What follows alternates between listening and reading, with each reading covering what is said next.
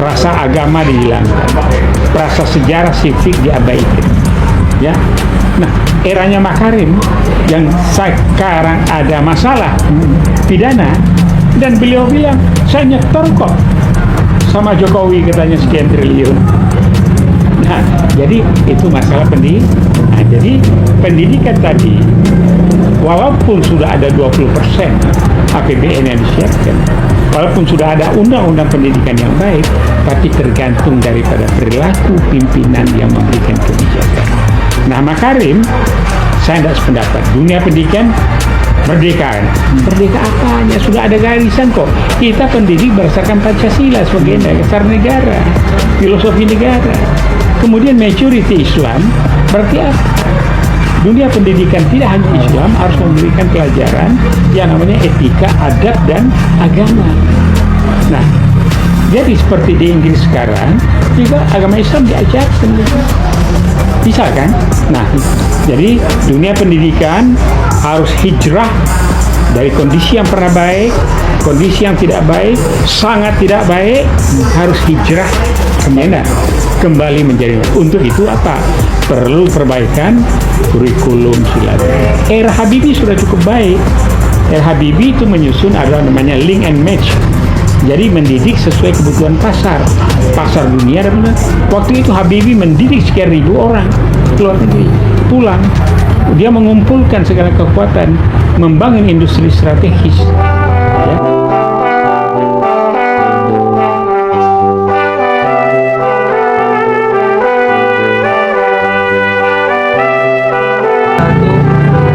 Ya. Assalamualaikum warahmatullahi wabarakatuh. Waalaikumsalam warahmatullahi wabarakatuh. Iwot bersama Kanda Abbas Taha, ya, Dr. Rodamo. Ini ahli pendidikan. Kita coba berbincang-bincang tentang pendidikan. Yang selama ini, yang saya ketahui, Bang, kenapa ya, di Kuba itu pendidikan bisa gratis, Pak? Itu satu. Yang kedua, pengobatan juga gratis. Yang ketiga, ya, wakil Dewan Perwakilan Rakyat itu tidak dipilih secara langsung. Mereka dipilih berdasarkan kualitas mereka dan kapabilitas mereka. Ya, kalau sekarang kan di Indonesia agak beda. Banyak kecurangan yang bisa dilakukan, sedangkan sebagai anggota DPR itu dan tidak digaji, Bang. Padahal kalau kita lihat negaranya nggak kaya-kaya amat, Bang. Indonesia ini negaranya kan kaya-kaya. Kenapa saya bilang kaya-kaya? Punya hasil tambang, ya, pertaniannya hebat, tanahnya lebih luas, ya, masyarakatnya gampang diatur, tapi penguasaannya nggak bisa diatur. Kira-kira gimana, Bang? Lanjut, Bang. Baik, terima kasih. Assalamualaikum warahmatullahi wabarakatuh. Waalaikumsalam warahmatullahi wabarakatuh. Ini Bang Buyung, kita kan baru masuk tahun baru Hijriah. Ya. Nah, Hijriah itu atau hijrah kan biasanya orang bicara tentang fisik, pindah dari satu tempat kepada suatu tempat. Ya. Namun hijrah dewasa ini satu Muharram ini beda. Oh ya, ini satu Muharram ya? Iya, betul. Selamat dulu, Jadi Bang. hijrah itu, Selamat tahun baru Islam. ya betul. Hijrah yang ada itu di samping fisikly juga hijrah pemikiran. Dari tadinya umat Islam di Mekah merupakan komunitas tumbuh berkembang dengan segala hambatan-hambatan yang ada, tekanan-tekanan yang ada, kemudian pindah ke Mekah, dari komunitas menjadi membangun suatu negara. Jadi peradabannya berubah, sistemnya berubah, pemikirannya pun berubah. Ah, disitulah luar biasanya Nabi Muhammad SAW ini di dalam membangun hijrah. Tapi penguasanya nggak berubah Bang. Ya, tetap. Nah, kemudian dalam hijrah tersebut Oke. dari komunitas media sistem menjadi suatu negara, tapi 3 hal pokok yang ada ini dalam pendekatan modern ya, Ya. bukan dalam pendekatan kajian agama ini ya, dalam arti kata sempit. Dalam kajian modern dia membentuk satu persaudaraan yang luar biasa, yaitu berkumpulnya bersatunya Mujahirin dan Ansar. Itu dua suku yang berbeda bisa disatukan menjadi satu kesatuan, menjadi kekuatan yang besar sebagai warga negara dalam satu negara. Jadi ada Ansor dan Tapi Yang bisa kedua- susah Bang. Nah, Banyak suku. ya suku-suku banyak Bani Israel ini bergabung jadi satu, ya. Dan juga Yahudi ada di dalamnya. Nah, kemudian hijrah dari satu pemikiran. Di situ bekerjalah satu sistem yang namanya negara. Kemudian lahir yang namanya Piagam Madinah. Di mana Piagam Madinah ini mengenai acuan dasar di dalam menjalankan satu negara. Nah, kemudian juga dalam aturan itu menjadikan Islam sebagai dasar negaranya. Jadi secara pendekatan negara modern sekarang ada wilayah, ada konstitusi, kemudian ada kedaulatan, ada rakyat. Nah, kemudian proses pendidikan itu berjalan. Karena apa? Beliau bangun masjid dijadikan tempat pembelajaran dan ekonomi. Ya. Jadi masjid dibangun saat itu untuk pendidikan dan untuk ekonomi dan untuk pergerakan. Karena ada halal sekolah, halal falah. Nah, inilah Islam itu. Dan ini adalah merupakan state yang pertama di dunia piagam berdirinya suatu negara. Jadi lebih awal daripada Magna Carta. Oke. Nah, selanjutnya bicara tentang pendidikan, kita balik ke Indonesia ini. Jadi kita harus hijrah ini. Dulu sudah berjalan baik. Tahun 20-an, tahun 1900-an banyak pesantren, banyak ini, banyak madrasah di Jawa, di Sumatera dan sebagainya, tumbuh berkembang. Kemudian masuk dan berubah. Ya. Menjadilah ya di mana dunia pendidikan tersebut melahirkan tokoh-tokoh anak bangsa, jadi pejuang, jadi pendidik, jadi politisi, jadi militer. Contohnya apa? Panglima Sudirman itu dari guru, ya Muhammadiyah. Kemudian dapat pendidikan kita di Bogor. Dia itu adalah tentara reguler murni. Jadi di samping Hizbullah Sebelullah itu dia. Nah, itu contohnya. Melahirkan tokoh-tokoh pendidikan. Ya, kita lihat ya Wahid Asyik, kita lihat Tebu Ireng, kita lihat lainnya. Kita lihat di Sumatera itu Sumatera Tawalib, ada Diniah Putri, ada Training College, Islamic College. Di Sumatera ada At-Hidayah. Pendidikan itu melahirkan manusia mempunyai moral dan adab dan membangun negara ini merupakan penguatan dari pasukan. Jadi sumber daya manusia melalui pendidikan. Nah, pendidikan sekarang tambah kacau ini. Apalagi 20 tahun lebih belakangan ini. Sejarah berubah. Rasa agama dihilangkan. Rasa sejarah sifik diabaikan. Ya. Nah, eranya Makarim yang sekarang ada masalah pidana dan beliau bilang, "Saya nyetor kok sama Jokowi katanya sekian triliun." Nah, jadi itu masalah pendidikan. Nah, jadi pendidikan tadi walaupun sudah ada 20% APBN yang disiapkan, walaupun sudah ada undang-undang pendidikan yang baik, tapi tergantung daripada perilaku pimpinan yang memberikan kebijakan. Nah, Makarim, saya tidak sependapat. Dunia pendidikan merdeka. Merdeka apanya? Sudah ada garisan kok. Kita pendidik berdasarkan Pancasila sebagai dasar negara, filosofi negara. Kemudian majority Islam, berarti apa? Dunia pendidikan tidak hanya Islam, harus memberikan pelajaran yang namanya etika, adab, dan agama. Nah, jadi seperti di Inggris sekarang, juga agama Islam diajarkan gitu. Bisa kan? Nah, jadi dunia pendidikan harus hijrah dari kondisi yang pernah baik, kondisi yang tidak baik, sangat tidak baik, harus hijrah kembali menjadi. Untuk itu apa? Perlu perbaikan kurikulum silat. Era Habibie sudah cukup baik. Era Habibie itu menyusun ada namanya link and match. Jadi mendidik sesuai kebutuhan pasar dunia. Dan waktu itu Habibie mendidik sekian ribu orang keluar negeri, pulang. Dia mengumpulkan segala kekuatan, membangun industri strategis. Ya. Nah, kemudian didukung oleh Wardiman, sama-sama tamatan Jerman. Dalam negeri juga dirjennya bagus, sekjennya bagus, tapi belakangan porak-poranda itu pendidikan. Oke Bang, ada pertanyaan tadi Abang belum jawab. Mungkinkah di Indonesia itu paling tidak seperti yang Abang sampaikan, pendidikan itu bisa gratis nggak di Indonesia? Oke. Mendukung nggak kalau gratis? Sangat gratis, sangat bisa gratis. Ya, kenapa tidak?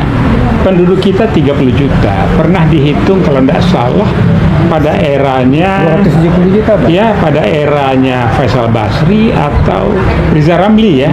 Ada begitu. Tidak kerja pun setiap kepala keluarga itu bisa dapat 20 juta per bulan. Begitu kekayaan kita. Tapi tentunya saya bicara distribusi. Kalau bicara pajak, ada nggak dalam Islam itu pajak? Nggak ada. Nah sekarang Tidak. hidup kita dari pajak. Lah kemana royalti? Kemana itu pajak pendapatan dari ekspor? Pajak hasil bumi, sumber daya alam, itu triliunan dari timah. Nah ini kan Adinda Buyung kan pernah kerja di tambang timah. Iya. Ya, dulu pasir pun dibawa. Mungkin itu pasir besi, pasir timah. Pasir yang dijual. Ya, reklamasi Singapura makin lebar, kita makin sempit. Padahal Habibie kemudian juga kita sudah menjadi negara azuli. Dan tadinya Batam itu diharapkan menjadi bagian di dalam keseimbangan dalam dunia ekonomi dan industri. Tapi nyatanya tidak jauh dari Batam ada Rempang kan? Ada Rempang. Rempang dibikin babak belur oleh siapa? Lah Adinda kan ke Rempang dengan ibu-ibu dari UI Watch dan lainnya ke sana. Sekarang pun terjadi lagi. Nah, kenapa? Nah, pucuk pimpinan kita Pak Prabowo, mudah-mudahan ini sampai pada beliau, segeralah bersih-bersih itu lebih tajam. Dikelilingnya bersihkan lagi, rampingkan, downsizing ini kabinet. Untuk itu, dunia pendidikan karena ada 3 pilar dalam pendekatannya. Ya. Bentar Bang, kita di UIWOT ini pendidikan itu nomor 1. Ya. Jadi itu satu. Yang kedua, kita bukan anti pemerintah, tapi pemerintah tolong perhatiin pribumi yang ada di Rempang. Itu sengsara Bang.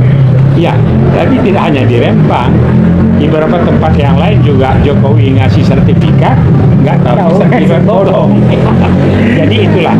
Jadi semoga pemerintah, ya, kita berharap, ya artinya sense of crisisnya ditingkatkan, sense of belongingnya, willingness to, ya, kesejahteraan umat ini dilakukan. Dan insya Allah dengan kekayaan kita kalau dikelola dengan baik, dengan tata kelola yang baik, kita siapkan ISO untuk itu, sehingga GCG tadi, Good Corporate Governance, itu dijalankan, ada waskatnya, ada tipikornya, ada peraturan perundangnya. Kalau menurut Mahfud MD, kalau yang mencuri itu potong tangan tidak cukup, kalau perlu mati katanya. Dan ini juga bagi koruptor dan pengkhianat bangsa ini, menurut Abdullah Hamawa, seorang tokoh masyumi, ya, itu mengatakan, ya kalau perlu dihukum mati gitu, tentu melalui satu prosedur yang betul. Nah begitu, jadi kesehatan gratis, pendidikan gratis, insya Allah. Karena sumber daya alam yang diperlukan untuk membangun dan menghidupi negara kita cukup. Tidak hanya itu, dari unsur-unsur untuk menjadi suatu negara adidaya, dengan kita berpegang teguh pada gerakan non-blok, maka kita akan menjadi adidaya yang mengontrol. Tidak boleh terjadi penjajahan atas satu bangsa. Tidak ada boleh kemiskinan di dunia. Subsidi silang harus dilakukan. Moga-moga ini bisa tercapai, dan kemudian Prabowo kita harapkan keluar taringnya untuk melakukan ini karena beliau adalah seorang pembelajar. Nah, tapi tadi tarik akar masalahnya kelompok-kelompok yang tidak patuh, kelompok yang menggunting dalam lipatan, kelompok yang merakus dan merampok, oligarki yang tidak bagus, pengkhianat yang ini harus bersih gitu. Nah, saya sangat setuju tuh ide Bang. Ya, jadi mungkin kalau Paul dengar, ya, saya rasa dia akan bisa menerima. Cuman kan kondisinya sekarang ini kan agak ribet nih Bang. Kalau saya bilang lewat banyak penguasa, ada penguasa politik, ada penguasa ekonomi, ya, ada penguasa sosial. Penguasa sosial itu nggak Pak? Kalau menurut saya ya, orang itu bisa dibayar Bang, ya, supaya melakukan hal-hal yang itu karena mental dan moral. Nah, karena itu yang dikatakan pendidikan itu adalah melakukan sesuatu yang dinamakan karakter building, yaitu membangun karakter. Itu dituangkan karena apa? Pendidikan itu awal dari rumah. Madrasah utama itu rumah dan keluarga. Setelah itu baru sekolah. Nah, untuk itu diintegrasikan dengan gizi yang baik. Insya Allah nanti ya tidak baik kalau kita mulai misalnya 2029 ini tegak landasan kita berdiri, ya enggak? Kita menjadi swasembada pangan, swasembada energi, mensuplai energi, menjual hilirisasi, lapangan kerja terbuka, kesehatan pendidikan gratis, karena ada 3 pilar menurut pakar yang namanya Abdullah Yamawa. Pakarnya itu pilarnya, 1 pendidikan, Iqra katanya, kedua ekonomi, yang ketiga politik. Dari triangle ini, dengan orang yang baik, dengan orang yang istiqomah, dengan orang yang berpikir visioner, insya Allah kita bisa membangun Indonesia ini menjadikan bagian daripada rahmatan lil alamin. Karena kita bersyukur udah 350 tahun dijajah VOC Belanda masih kaya. Udah diperes lagi sama oligarki 72 tahun masih juga. Nah, ada moratorium sekarang kan? Ya. Nah, kemudian ada moratorium, ada kuota, disinergikan, diintegrasikan, insya Allah Indonesia berseri, Indonesia bersemi, adil makmur bersama macan Asia. Bukan main gitu. Ya Bang. Saya sendiri mendapat pencerahan. Mungkin pemirsa juga bisa mencerna apa yang disampaikan oleh Kanda Abasa, seorang pengamat. Ya, kenapa saya semangat dan mengatakan begitu? Saya background lingkungan, saya background pendidikan, dan sudah keliling ASEAN dan sebagian dunia ini untuk masalah tenaga kerja. Jadi saya melihat, saya sebagai tenaga pendidik sudah 44 tahun di kampus, sampai sekarang masih. Jadi yakin saya, kalau ini rajin, ada istiqomah, konsisten, insya Allah. Ada satu Bang, saya dulu kan pernah aktif ya, sebagai HRD di salah satu perusahaan. Ya. Itu pemerintah setiap tahun mengeluarkan undang-undang yang namanya UMR, upah minimum nasional. Itu berlaku buat pribumi sepertinya. Jadi negara ini membela pribumi itu setengah hati Bang. Tahu nggak hitungannya upah fisik minimum? UMR itu upah fisik minimum, cuma cukup makan itu setengah bulan Bang. Jadi lah inilah saya Jadi, pernah setengah hati. Iya betul, saya rapat di Bappenas dulu.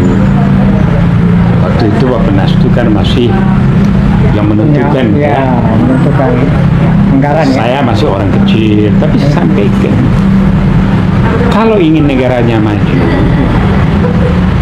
kunci utama adalah kecerdasan dan kesehatan, ya. Kesejahteraan lah minimal. Ya, itu akan membuat mereka kreativitas dan inovasinya menjadi tinggi. Dengan demikian, maka mereka bisa produktif. Dengan demikian, mereka bisa menghasilkan sesuatu. Nah, untuk itu, negara perlu itu. Sebagaimana Bung Karno katakan, berikan sekian pemuda, tapi tentu pemuda yang cerdas, yang terdidik, dan sebagainya. Nah, kemudian sekarang juga mahasiswa kan begitu. Jadi UMR itu nanti pendekatannya harus dirubah lah. Kan ada indeks prestasi minimum, ada ini, kita kombinasikan. Kemudian kita hitung berapa sih sebetulnya. Kan tadi sudah saya sampaikan, ada, saya lupa namanya, sudah ada hitungannya. Nggak bekerja saja kita bisa dapat 20 juta per bulan. 20 juta per bulan, kalau UMR kan cuma 4.500, 5.000 kan, ini 20.000. Jadi mertua dengan anak ini, anak 2 ya, 4 sehat, 3 sehat, 5 sempurna itu bisa terwakili. Sebenarnya buat dia sendiri aja nggak cukup. Nggak Bang. cukup. Ya. Padahal kita kan mangan mangan ngumpul, kata orang Jawa. Tidak ada tunjangan keluarga. Ya, jadi saya berharap dan yakin sekali, dan patut diketahui Dinda Buyung, kita ini berada di daerah tropis, luas kita jutaan hektar kilometer. Kita ini paru-paru dunia, ya. Menjual oksigennya saja ke negara-negara industri itu udah duit. Nah, sekarang ilmunya itu dipegang Jepang sama Korea. Dia yang ngejualin kita, kenapa bukan kita yang jual oligarki. Nah, jadi yang tambang-tambang rusak sesuai dengan peraturan perundangannya kita perbaiki. Memang butuh lama, 10-20 tahun. Tidak apa-apa, kita kan berpikir anak cucu.